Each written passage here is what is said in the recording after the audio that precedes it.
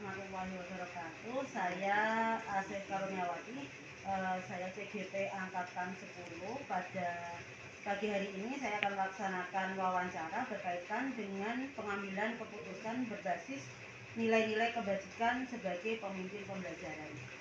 Selamat pagi Bu Fitri, mohon izin waktunya untuk wawancara berkaitan dengan nilai-nilai kebajikan sebagai pemimpin pembelajaran, Ibu. Terima kasih sekali waktunya karena di sela-sela kesibukan ini.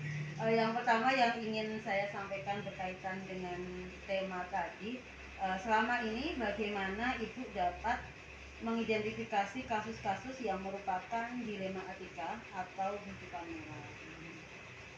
Biasanya saya akan mempelajari kasusnya, saya akan menganalisis sedemikian rupa sehingga dari hasil analisis saya akan bisa menentukan bahwa kasus ini masuk kategori dilema etika ataukah dia justru lebih cenderung ke kasus rujukan moral.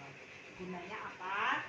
Kalau saya sudah tahu ini dilema etika, maka nanti keputusan yang saya ambil pun sesuai, akan lebih mendekati kebenaran dan akan lebih sesuai bagaimana menghadapi dilema etika. Begitu juga dengan rujukan moral. Berarti diidentifikasi dulu baru penyelesaian atau identifikasi, dianalisis, kita jadi kategori mana. Perlu langkah yang situ berarti Ibu. Untuk yang kedua, pertanyaan yang kedua Ibu, selama ini bagaimana Ibu menjalankan pengambilan keputusan di sekolah Ibu, terutama untuk kasus-kasus di mana ada dua kepentingan yang sama benar dan sama nilainya? Untuk pengambilannya seperti apa Bu pengambilan kebijakan?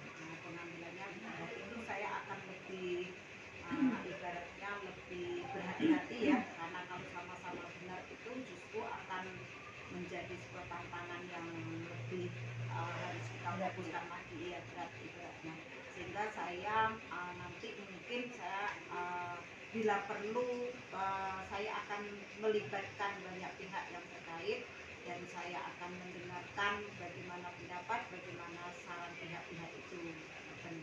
Karena sekali lagi kalau sama porsinya sama-sama berat, maka atau sama-sama benar, kita juga harus mengedepankan sisi kemanusiaannya juga yang lebih manusiawi mana.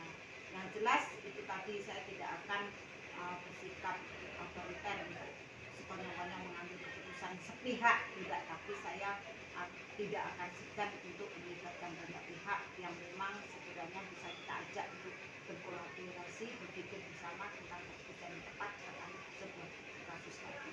Terima kasih Bu. Berarti kan Ibu, mengambil keputusan pada dua hal yang benar itu justru lebih sulit ya Bu pada intinya. Betul sekali. Harus jeli, harus teliti, harus berhati-hati sekali.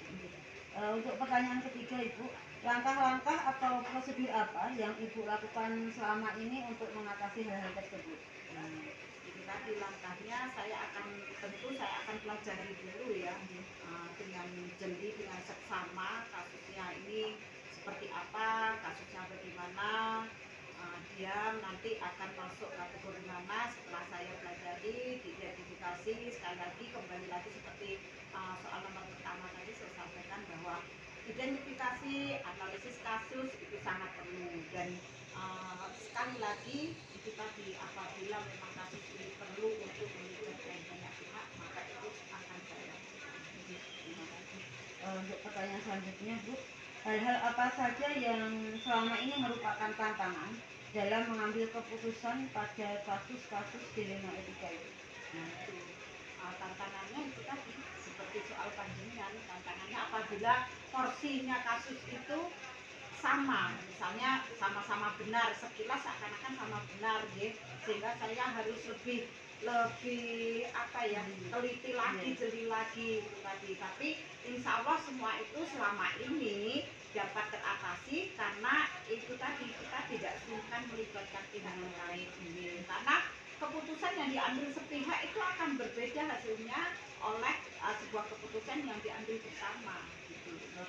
Karena dengan masukan semakin banyak orang mungkin akan lebih bagus ya.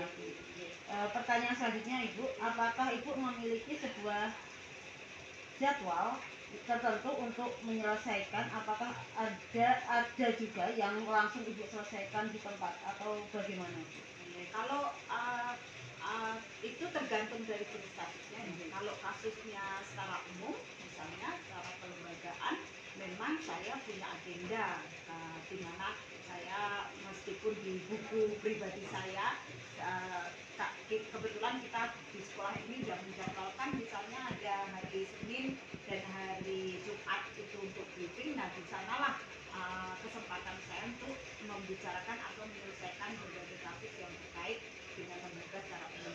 Tapi apabila suatu ketika saya menemui kasus yang sifatnya urgen, yang tidak bisa ditunda penyelesaiannya, maka saya juga tidak akan sungkan untuk menyelesaikan seketika. Dan itu harus, karena ada beberapa kasus yang nggak bisa kita tunda. Makin kita tunda, nanti akan menambah kasus baru lagi. Jadi saya tetap harus melihat karakteristik kasus yang ini. Terima kasih Bu. Dalam penyelesaian kasus-kasus tadi, adakah seseorang atau faktor-faktor apa yang selama ini mempermudah Ibu dalam mengambil keputusan dilema etika tersebut? Itu menurut saya faktor pemahaman kita tentang nilai-nilai kebajikan itu sangat berpengaruh ya. Karena alhamdulillah saya juga sudah menerima teori tentang pengambilan keputusan atau kebajikan itu tadi, nilai-nilai kebajikan, maka kita menjadi tahu kalau kita udah paham kasus ini masuk kategori dilema etika atau ini masuk kategori kebajikan moral, itu akan memudahkan kita untuk mengambil keputusan. Itu satu. Yang kedua, itu tadi yang penting bahwa kita dikasihkan untuk berdiskusi, berkolaborasi untuk menemukan solusi bersama, sehingga kita libatkan ada banyak pihak yang terkait, yang berkompeten di dalamnya.